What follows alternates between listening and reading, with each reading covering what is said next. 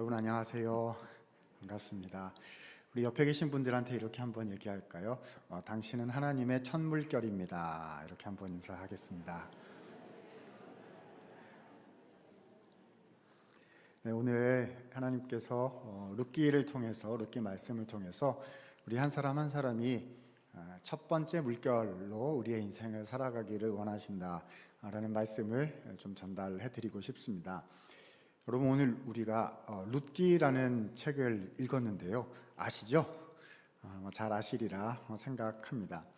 이 룻기는요, 인생의 전환점에 관한 책이다라고 표현할 수 있을 것 같습니다.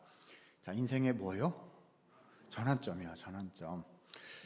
그렇습니다. 룻기를 읽어보면 처음에는 망해버린 가족 이야기로 시작이 되는데 끝날 때는 주님께서 그 가족을 다시 살리신 얘기로 끝납니다.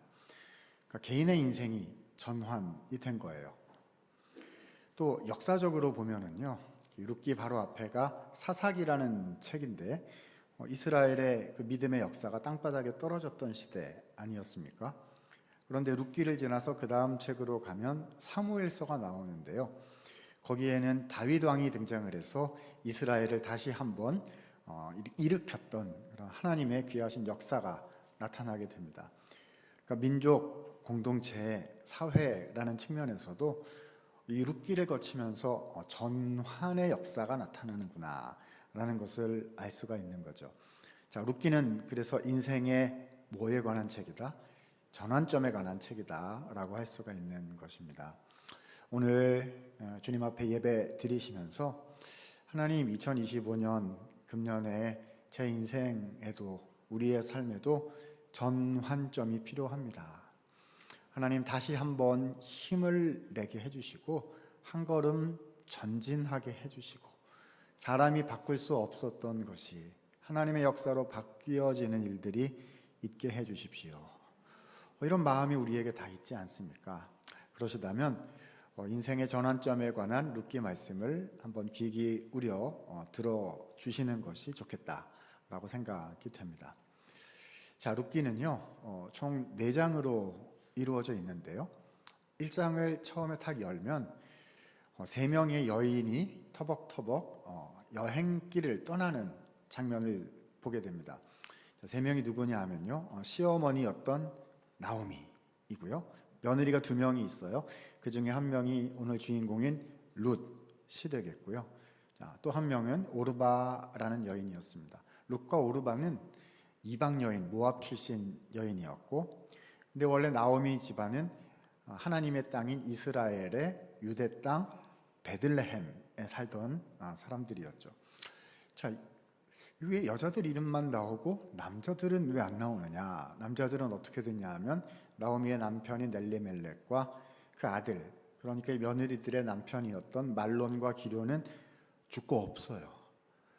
야, 이 요즘에도요, 그 집안에 여자분들만 남고 남자분들은 하나도 없어졌다 이러면 큰일 났다라고 말씀들 하실 건데요.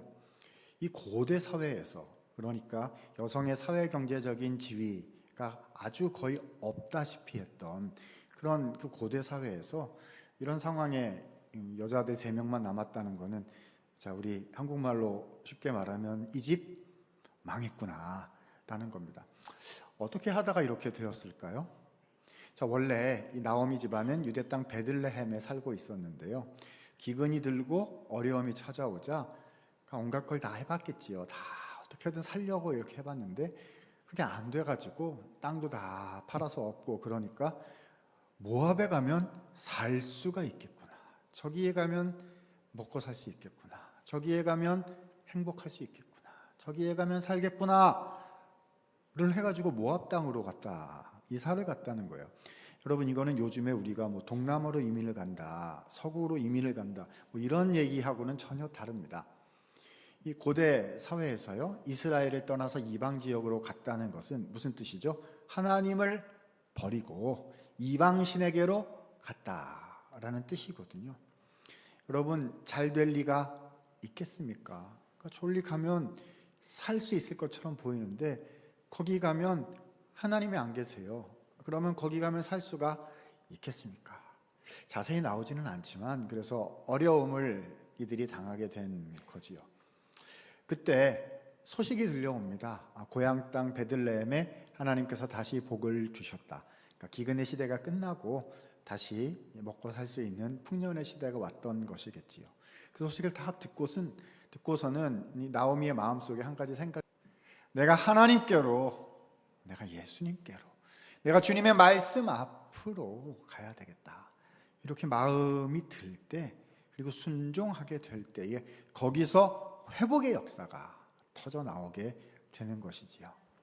자, 그래서 이 나오미 가족이 예루살렘이래요. 베들레헴으로 돌아가려고 마음을 먹게 되었습니다. 자, 제가 이렇게 얘기를 하면 걱정하시는 분들이 있으실 것 같아요. 룻기가 모두 4장인데 1장 처음을 저렇게 오래 얘기하면 오늘 끝나기는 할 것인가. 네, 새벽 기도도 있는데 큰일 나보려고 합니다. 자, 그래서 오늘 제가 준비해온 룻기의 한 가지 주제의 말씀은 이렇습니다. 한번 들어보셔요. 은혜를 베푸는 삶을 사세요. 자, 어떤 삶이요? 은혜를 베푸는 삶을 살라. 자, 옆에 계신 분하고 이렇게 한번 인사 나누실까요?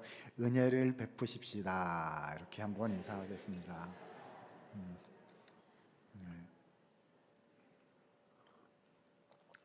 우리 성경에 은혜라는 단어가 굉장히 많이 등장하지요. 자, 그러면 룻기에 나오는 은혜란 어떤 뜻일까요? 룻기에 나오는 은혜는 이렇게 표현해 볼 수 있을 것 같아요. 이런 겁니다. 베풀지 않아도 되는 데까지 더 베풀기로 하는 것. 여기까지만 하면 충분히 한 거예요. 그런데 그걸 넘어서서 더 하기로 하는 것. 그걸 뭐라고 부른다고요? 은혜다. 은혜다. 이렇게 되는 거죠. 자, 이 은혜라는 말씀이 어디에 나오냐 하면은요. 자, 룻기 1장 8절에 은혜라는 단어, 개념이 소개가 되고 있습니다. 자, 같이 한번 읽어볼까요? 1장 8절입니다. 시작. 나오미가 두 며느리에게 이르되.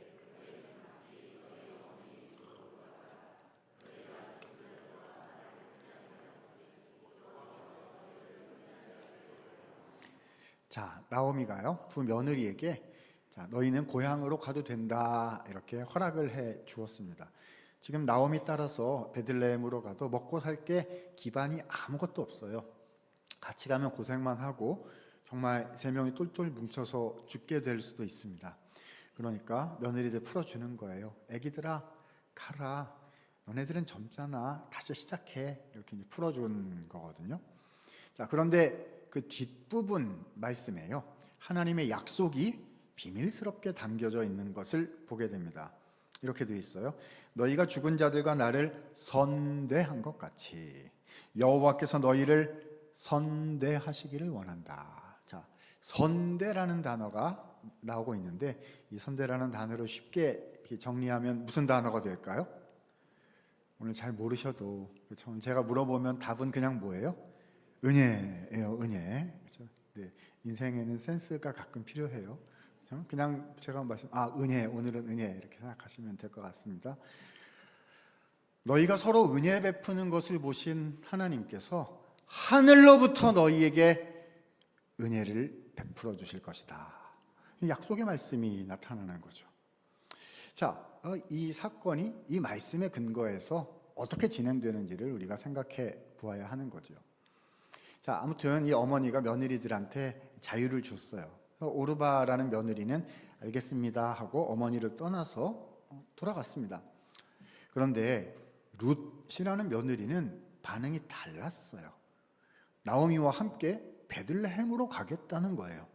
자, 1장 16절에 보니까 룻의 고백이 이렇게 나타나고 있습니다. 자, 중간부터 볼게요.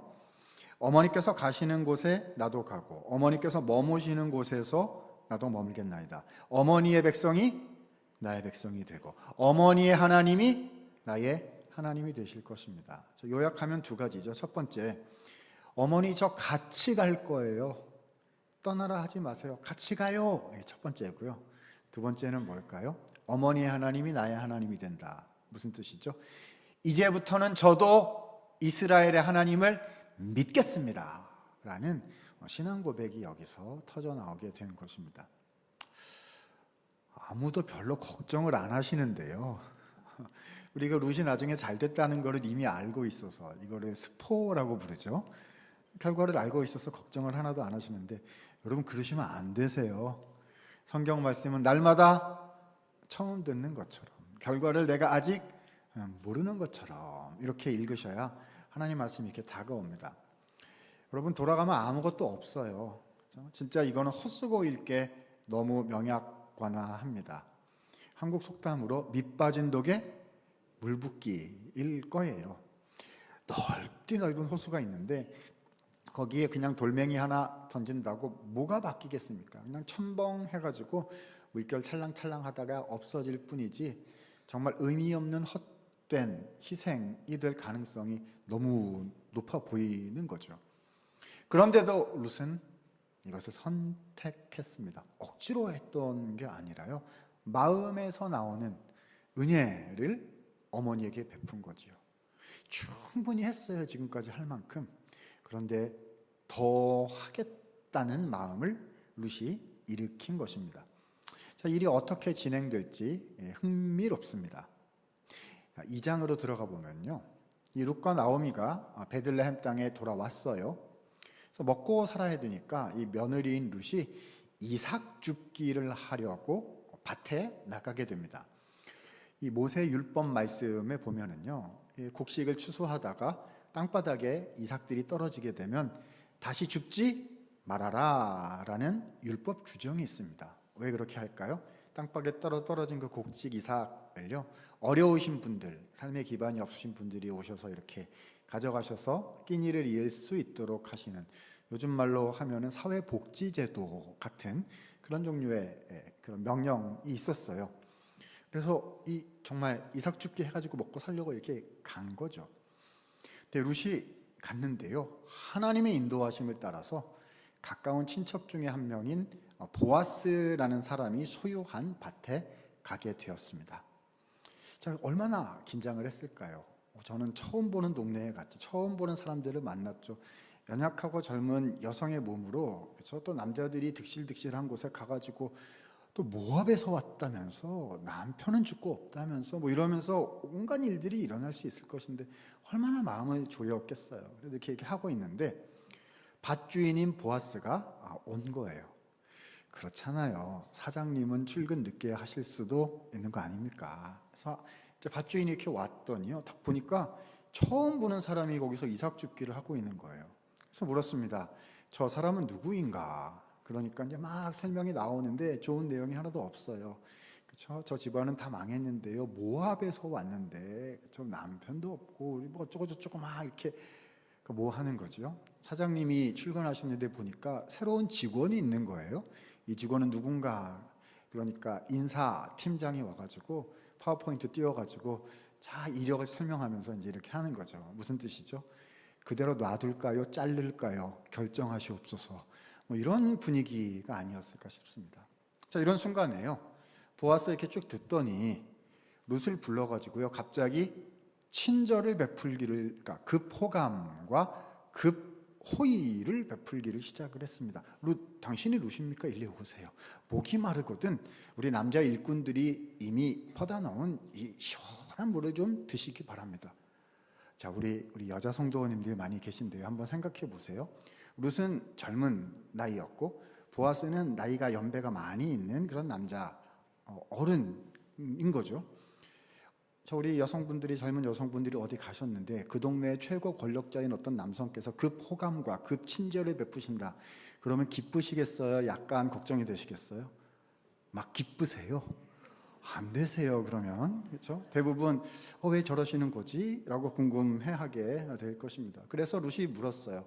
저에게 이렇게 해주시는 이유가 무엇입니까? 이렇게 물었더니 보아스가 그 이유를 대답을 해 주었습니다. 자, 2장 11절 말씀해 보니까 보아스가 룻에게 왜 친절을 베풀었는지를 설명을 해 주었습니다. 중간에 볼게요. 내 남편이 죽은 후로 내가 시어머니에게 행한 모든 것과 내 부모와 고국을 떠나 전에 알지 못하던 백성에게로 온 일이 내게 분명히 알려졌느니라. 자, 두 가지예요. 첫 번째 뭐죠? 어머니 따라 여기까지 왔다면서요. 두 번째는 뭐죠? 전에 알지 못하던 백성에게로 왔다. 이스라엘 백성에게로 왔다. 이건 뭐죠? 이스라엘 사람 되기로 했다면서요? 다시 말해서 하나님 믿기로 했다면서요? 이 말이죠. 여러분, 이 두 가지는 아까 누가 했던 말이죠? 1장 16절에서 룻이 했던 말이에요.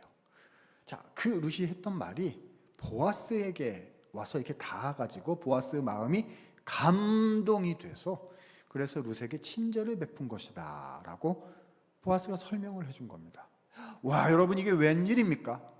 룻이 그렇게 헌신하기로 했던 것이요, 밑 빠진 독에 물 붓기요, 그냥 첨벙해가지고 그냥 그 물결이 사라질 걸로 생각을 했는데요, 그게 아니었단 말입니다. 룻이 일으킨 이 조그만 물결이요, 와, 이렇게 막 가가지고요 저쪽 편에 가서 닿았어요. 근데 그게 끝이 아니고 그쪽에서 반향을 일으켜서 더 큰 은혜의 물결이 되어서 이제는 룻에게로 되돌아오고 있었다는 것입니다. 이게 끝이 아니었어요. 보아스가 계속 친절을 베풀었습니다. 자, 룻 이리 오세요. 우리가 식사하려는데 우리 일꾼들하고 같이 우리 밭의 식사에 앉아서 참여하십시오. 여러분, 같이 식사 자리에, 그것도 밭주인과 함께 식사를 했다는 것은 그 공동체의 구성원으로 수용되었다, 그렇죠? 일부분이 되었다는 것을 보여주는 거거든요. 그렇죠? 새로 들어온 직원이 회장님하고 식사했다며 이렇게 되는 분위기인 거거든요. 아, 우리 멤버구나, 우리 식구구나, 이렇게 안전장치를 마련을 해주는 거죠. 뿐만 아니었습니다. 식사 끝난 후에는 일꾼들을 따로 불러가지고 자, 이 밭주인의 특별 지시가 내려갑니다. 지금까지는 어쩌다 땅바닥에 떨어진 곡식 이삭을 그대로 두는 것 정도 했는데, 자, 그게 규정이에요. 그게 거기까지는 해야 돼요, 말씀에 따라서. 근데 오늘부터는 더 하도록 하겠다. 앞으로는 곡식단을 뽑아가지고 막 땅바닥에 버리도록 해라. 이런 특별 지시가 내려갔습니다. 룻 주워갈 수 있도록 하라는 말이죠. 와, 제가 그 밭의 일꾼이었으면 완전히 좋아했을 것 같아요. 앞으로는 힘들면 어떻게 하면 돼요? 이렇게 막 땅바닥에 막 버리면 되는 거예요. 이렇게 막 버리면 일석삼조예요. 나는 가벼워져서 좋고, 룻은 많이 가져가서 좋고, 밭주인인 보아스는 기분 좋아져서 좋고, 나는 인사고가 점수가 막 올라가서 승진 대상이 막 될 것이고. 와, 얼마나 좋습니까?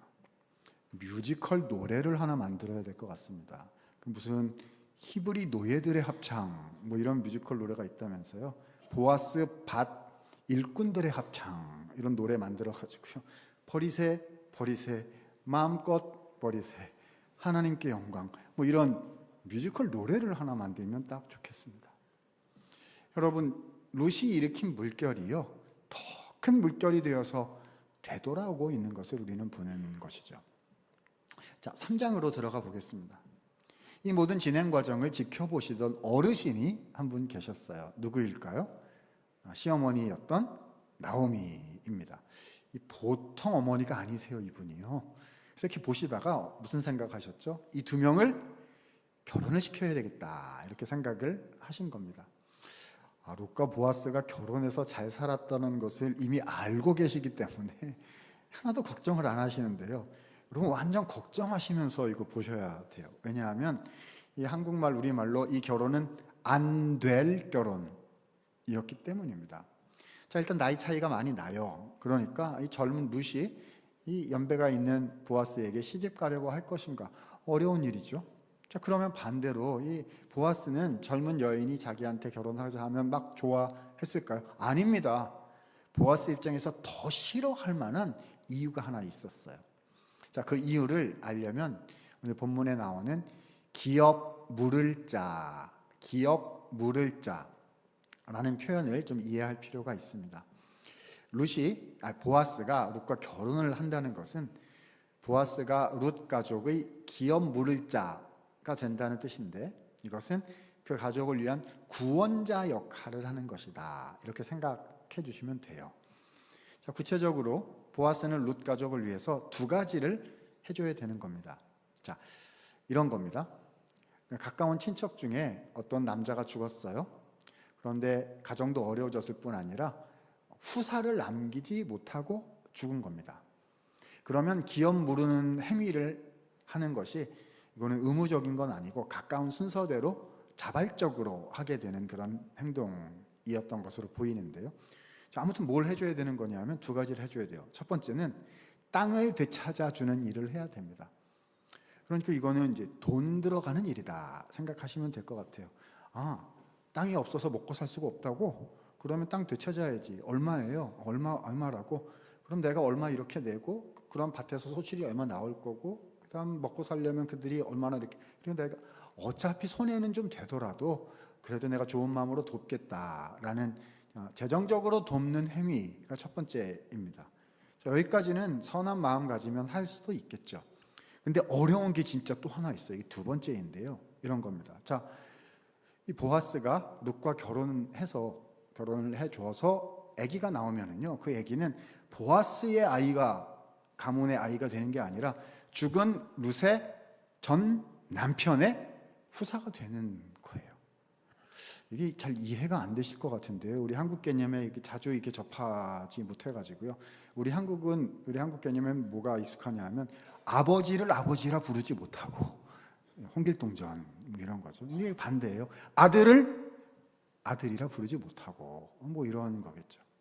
그래도 자기의 인생 다 드리고, 돈 드리고, 관계 드리고, 시간 드리고, 그리고 아이를 낳았는데 그 아이는 내 아이가 아니라 룻의 죽은 전 남편의 아이가, 그러니까 모든 걸 다 바쳐서 죽은 사람 도와주는 뭐 그런 게 된다는 겁니다. 그러니까 누가 이런 걸 자기 보고 하라 그러면 어떻게 해야 되죠? 기본적인 이 세상의 계산 방식으로는요, 이런 거 하라 그러면 저는 손해가 있어서 못할 것 같습니다. 저는 부족해가지고 그런 거 못. 안녕히 계세요.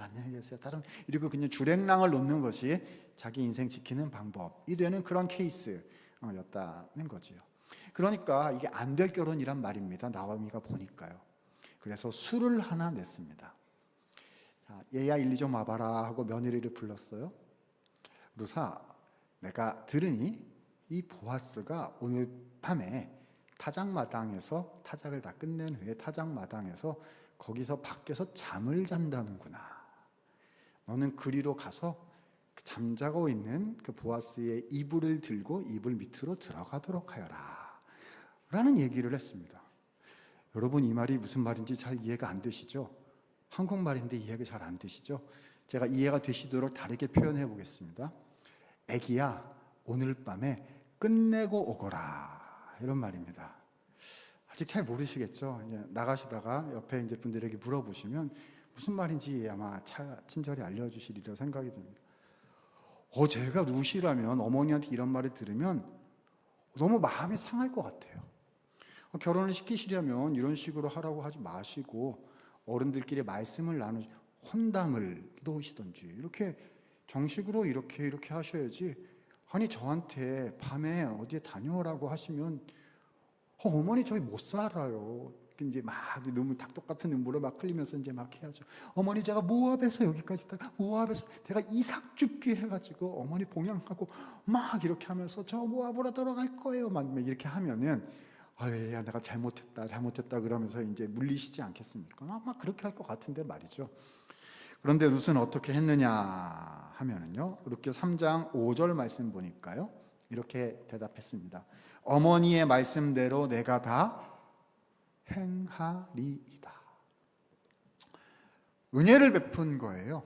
안 해도 되거든요. 이거는 안 해도 상관이 없는 과한 요청인 것 같은데, 이게 억지로 끌려가면서 하기 싫은데 한 그런 게 아니라요, 룻이 마음을 내어서 자발적으로 하기로 했다는 겁니다. 도대체 룻은 어떤 마음이었을까?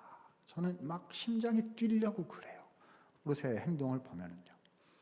자, 그날 밤 이 남자 입장, 보아스 입장에서 한번 생각해 보도록 하겠습니다. 자, 타작 마당에서 타장을 하고 얼마나 신이 나고 기분이 좋아서 잠을 쿨쿨 자고 있었겠습니까? 그런데 밤에 이렇게 보니까요, 그 발에 뭐가 걸려요. 그래서 벌떡 일어나서 보니까 웬 여자가 거기 와 있는 겁니다. 그래서 물었어요. 누구냐? 룻이래요. 그래서 왜 왔습니까? 그랬더니 대답이 이래요. 룻이 보아스에게 한 말이 이겁니다. 당신은 우리 가문의 기업 물을 자가 되십니다. 이렇게 대답을 한 거예요. 한국말인데 무슨 말인지 이해가 어려우시죠? 쉬운 말로 바꿔보도록 하겠습니다. 오늘부로 당신 인생 접수하러 왔나이다. 뭐 이런 말이죠. 오늘 저랑 이제 결혼하셔야 되시는 거 아시지요? 우리가 결혼을 할 건데요. 완전히 그렇죠. 우리가 아기를 낳게 될 건데 그 아기는 당신 아기가 아니라 죽은 제 전 남편 말론이라는 남자의 아이가 될 것이며 뭐 쭉 이렇게 하는 거죠. 당신 돈도 제 것이고 뭐 인생도 제 것이고 앞으로는 다 제 것입니다. 뭐 이걸 하러 온 거예요. 여러분 일반 사람들 같으면 그 말 들으면은 뭐 어떻게 할까요? 뭐 소리부터 막 지르지 않겠어요? 걔 누구 없느냐? 그래가지고 사람들 막 불러 모아가지고요. 그죠? 이 여자를 끌고 나와라. 막 그냥 이렇게 도란도란 말하고 있다가 누가 와서 보면 오해하고 막 그래가지고 진짜 자기 인생 접수당할 수도 있거든요. 그러니까 어떻게든 빠져나가려고 막 그렇게 하겠죠. 그런데 보아스는 그렇게 하지 않았고요. 룻에게 이렇게 이야기했습니다. 3장 10절 말씀 보니까 보아스의 대답이 이렇습니다. 내 딸아, 연배차가 있는 거죠. 여호와께서 내게 복 주시기를 원하노라. 내가 가난하건 부하건 젊은 자를 따르지 아니하였으니 내가 베푼 인애가 처음보다 나중이 더하도다. 여러분 여기서 인애라는 단어를 쉽게 풀면 뭐가 될까요? 오늘은 뭐든지 여쭤보면 뭐죠? 답은 은혜요, 은혜예요. 그렇죠? 내가 보았는데 룻 당신이 어머니인 나오미에게 은혜를 2번 베풀었다는 거예요. 첫 번째 베푼 은혜는 뭐죠? 모압에서 여기까지 어머니 따라서 같이 온 것. 참 힘든 일인데 너무 귀하다. 2번째는 뭐죠? 오늘 밤 바로 이 일. 여성의 몸으로 참 하기 어려운 일이었을 텐데 가문을 다시 살리고자 밤에 이렇게 저에게 청하러 온 것을 보니 당신이 어머니께 룻 당신이 당신 어머니에게 정말 큰 은혜를 베풀었던 것을 제가 알겠습니다. 제 마음에 감동이 됩니다. 이렇게 얘기를 한 거죠. 그래서 보아스가 대답을 11절에 이렇게 얘기했어요. 내가 말한 대로 다 행하리라. 누가 누구에게 했던 말이죠? 룻이 어머니에게 했던 그 말을 이번에는 보아스가 룻에게 해 주었다는 거예요. 와, 물결이 갔다가 물결이 왔다가 더 큰 물결이 되어서 또 가는 거죠. 4장으로 들어가 보겠습니다. 다음날 아침이 됐고요. 보아스는 그 성읍에 회의를 소집을 했어요. 그리고는 거기서 선언을 하게 됩니다.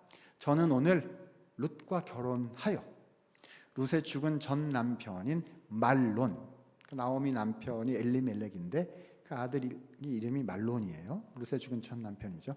말론의 후사를 잇게 되는 이 결혼을 하기로 제가 선포합니다. 땅땅땅 결정을 했습니다. 그래서요, 룻과 보아스가 결혼해서 행복하게 잘 살았더래요. 룻기의 이제 마지막 이야기가 되겠습니다. 자, 그런데 이걸로 끝이 아니에요. 왜죠? 아까 1장 8절에서 어떤 약속이 있었냐 하면은요, 너희가 서로 은혜 베푸는 것을 보신 하나님께서 하늘로부터 크신 은혜를 베풀어 주실 것이다 라는 약속이 있었거든요. 자, 그러면 하나님께서 그들에게 주신 그 은혜는 무엇이었을까요? 그냥 행복하게 둘이 살아간 거예요? 물론 그것도 큰 복이긴 한데요, 하나님은 그거보다 더 큰 은혜를 룻과 보아스에게 베풀어 주셨습니다. 자, 룻의 경우를 한번 볼까요? 룻이 받았던 복이 무엇인지가 4장 17절 말씀에 이렇게 기록이 되어 있습니다. 그의 이웃 여인들이 그에게 이름을 지어주되, 자, 이 룻과 보아스가 결혼해서 아기가 나왔는데 그 이름을, 아기 이름을 말하는 거예요. 나오미에게 아들이 태어났다 하여, 나오미에게 손자가 생긴 거죠. 그 아기 이름을 무엇이라 불렀어요? 오벳이라 불렀는데 그는 다윗의 아버지인 이새의 아버지였더라. 그러니까 룻과 보아스가 결혼해서 오벳을 낳았고, 오벳이 커가지고 누구를 낳았어요? 이새라는 아들을 낳았고, 이새는 누구의 아버지죠? 다윗 왕의 아버지였던 거지요. 그러니까 룻은요, 다윗 왕의 증조 할머니, 다윗 왕의 조상이 되는 크신 은혜를 하나님께로부터 입었다는 것입니다. 룻이 베푼 그 은혜를 보시고 하나님께서는 마음에 흡족하셔서 룻에게 베풀지 않아도 되는 데까지 크신 은혜를 주셨다는 거예요. 자, 그러면요, 한 사람 남았습니다. 누구죠? 보아스가 하나님께 받은 은혜는 무엇이었을까요? 그것이 오늘 우리가 읽은 4장 18절 이하의 족보에 그 내용이 나타나 있습니다. 보기 전에 먼저 설명 다시 한번 드릴게요. 자, 룻과 보아스가 결혼해서 아기를 낳으면 이 아기는 자, 보아스 가문의 후사가 되는 겁니까? 룻의 죽은 전 남편 말론의 후사가 되는 겁니까? 말론의 후사가 되는 거여서 일이 이렇게 어려운 거였다 말씀을 드렸잖아요. 어떻게 돼야 되냐면 나오미 남편이 엘리멜렉이니까 엘리멜렉이 말론을 낳고 말론이 오벳을 낳고 오벳이 이새를 이렇게 쭉 가야 되는 거죠. 다윗을 그리고 다윗 쭉 내려가면 누가 오시죠? 다윗의 후손으로 예수님이 오세요. 예수님. 아까 그거 깜빡 말씀 못 드렸네요. 마태복음 1장에 보면요, 예수님의 족보 42대가 나오는데요, 거기에 여성 이름이 딱 5명만 기록이 돼 있어요. 그 중에 하나가 누구일까요?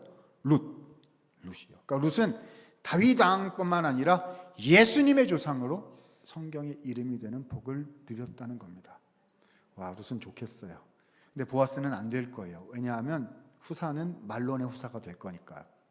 그런데 오늘 성경 말씀은 무엇이라 기록하시느냐? 이것을 뒤집어 놓으십니다. 자, 20절부터 한번 보실까요? 암미나답은 나손을 낳았고 나손은 살몬을 낳았고 21절입니다. 살몬은 누구를요? 보아스를 낳았고 보아스는 오벳은 이새를, 이새는 다윗을 낳았더라. 다윗 왕과 예수님의 조상으로 누가요? 보아스의 이름이 기록이 되는 은혜를 하나님께서 보아스에게 주셨더라는 것입니다. 베풀지 않아도 되는 크신 은혜를 주사 다윗 왕과 구주 예수 그리스도의 조상으로 성경에 그 이름이 영롱히 기록되는 영광을 얻게 하셨다는 거지요. 사랑하는 여러분, 오늘 본문의 말씀은 분명합니다. 은혜를 베푸는 삶을 사십시오. 그러면 하늘로부터 주님이 더 귀한 은혜를 주실 것입니다. 근데요, 여러분, 이 메시지는 교회 밖에 일반 세상에 나가서 이런 얘기 하면은요, 그렇게 살지 말라고 합니다. 그렇죠? 당신은 충분히 했어요. 당신이 제일 많이 했어요. 그런데 왜 당신이 더 해야 된단 말입니까? 나는 123번을 했거든요. 근데 저기 보니까 23번밖에 안 한 사람들이 허다하다는 거예요. 와, 저 사람이 100번만, 저 사람이 1000번만이라도 했으면 좋겠어요. 왜 제가 더 해야 됩니까? 하는 생각이 이렇게 들려고 할 때 우리 하나님은 뭐라고 말씀하시죠? 우리 하나님 그분께서는요, 우리에게 은혜를 베푸시는 성품을 가지고 계세요. 우리에게 왜 그렇게 살라 말씀하시냐 하면은요, 하나님이 은혜로우신 분이시기 때문에 그렇습니다. 우리 같은 죄인을 위하여 독생성자 예수 그리스도를 허락하셨고, 그분이 우리를 대신하여 십자가에 죽으심으로 우리가 생명을 얻게 되고 하나님의 자녀로 살아가는 은혜를 입게 된 거지요. 지금도 성령으로 우리 가운데 충만케 하시고 하나님의 말씀을 우리에게 공급하셔서 우리가 받을 자격이 없는 그 하나님의 사랑과 은혜와 소망을 가지고 우리의 인생을 살도록 2025년 저 세상에서는 절망밖에 없다라고 이야기하는 이 시대에 하나님의 소망과 그 위로를 가지고 믿음으로 다시 한번 살아보겠다 이렇게 하시고 그 은혜를 주시는 그 성품을 가지고 계신 분들이 하나님이시거든요. 그러니까 우리에게도 주님 닮도록 은혜를 베풀고 살라 하시는 거죠. 그러면 내가 위로부터 더 큰 은혜를 베풀어 줄 것이다.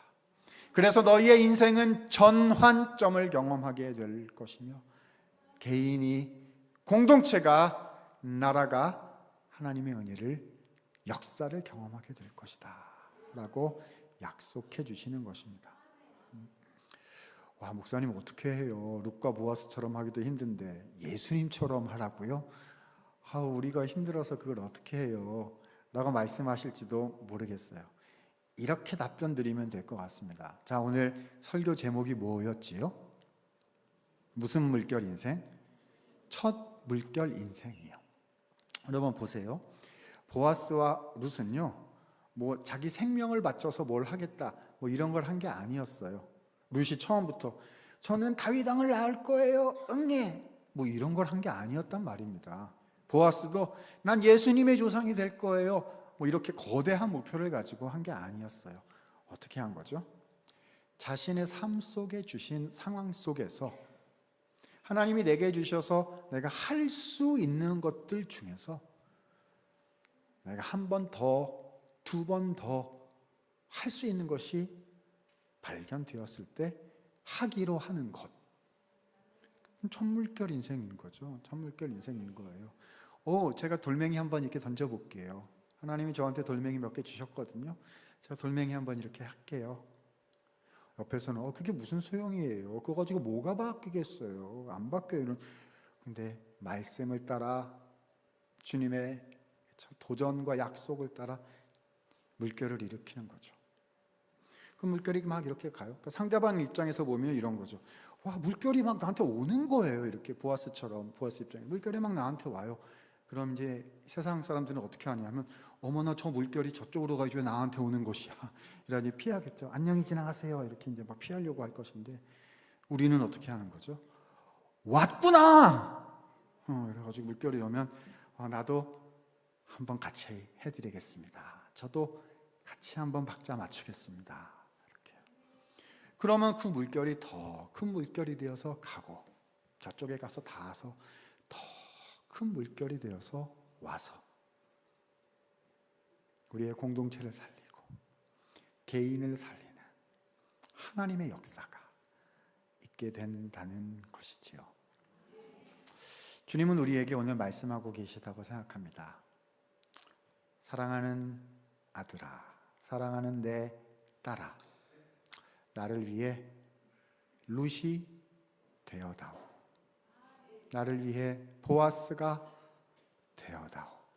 주님께서 말씀하실 때 그 말씀 마음에 들으시고 이 뭐 억지로 뭐 하는 거 아니에요. 주님 이렇게 제가 살 때 주님이 은혜 주시고 우리에게 더 큰 은혜 주실 것을 믿기에 예수님이 우리와 함께 계셔서 첫 물결 인생 살 수 있도록 도와주실 것을 믿기에 금년 첫 물결 인생으로 다시 시작해 보겠습니다. 다시 새롭게 시작해 보겠습니다. 이 귀한 마음